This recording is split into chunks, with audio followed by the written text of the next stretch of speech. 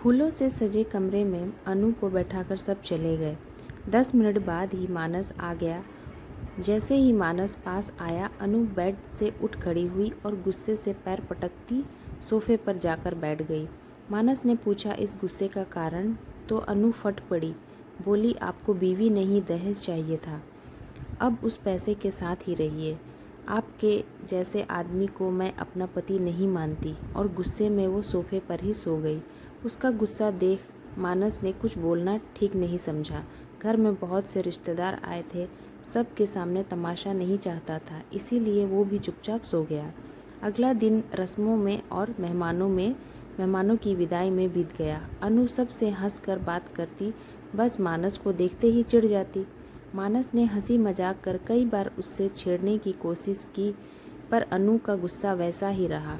Arrange marriage थी अनु की। सास ससुर के साथ मानस उसे देखने आया था। तब सब कुछ ठीक ही लगा था। सुलझे हुए पढ़े लिखे लोग, मानस का मजाकिया स्वभाव उसे भा गया था।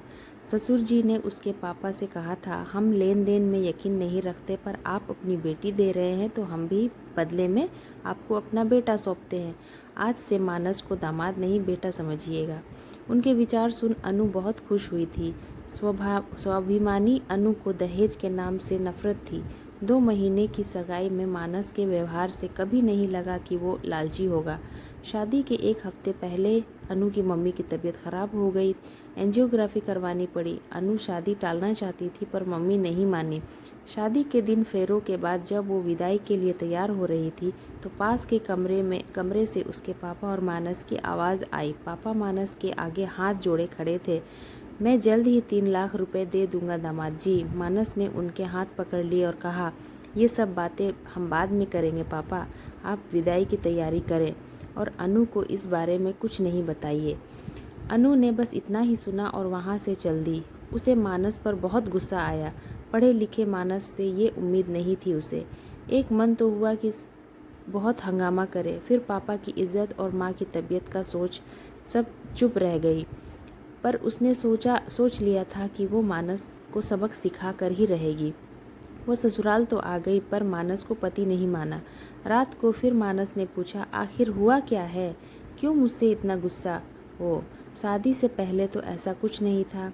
कोई गलती हुई है तो बोलो, मैं सुधार लूँगा। अनु बोली, बात तो ऐसे कर रहे हो जैसे कुछ पता ही ना हो। गलती तो मुझसे हुई है जो तुम्हारी असलियत नहीं समझ पाई।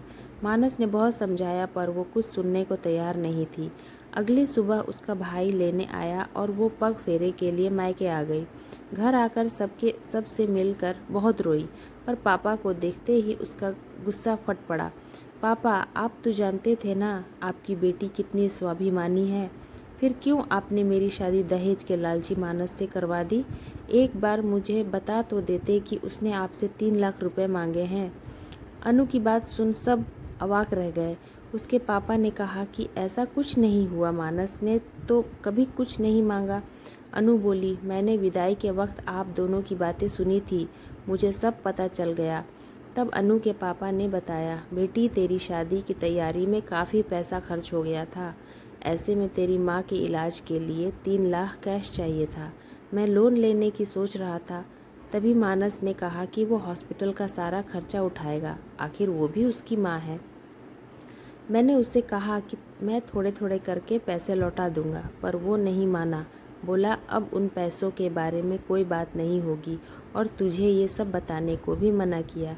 वो नहीं चाहता था कि तेरे मन पर किसी तरह का बोझ हो। ये सब सुनकर अनु रो पड़ी। 2 दिन वो मानस को दहेज के लिए भला बुरा कहती रही, पर मानस सब कुछ सहन करता रहा। कितनी ऊंची सोच थी मानस की।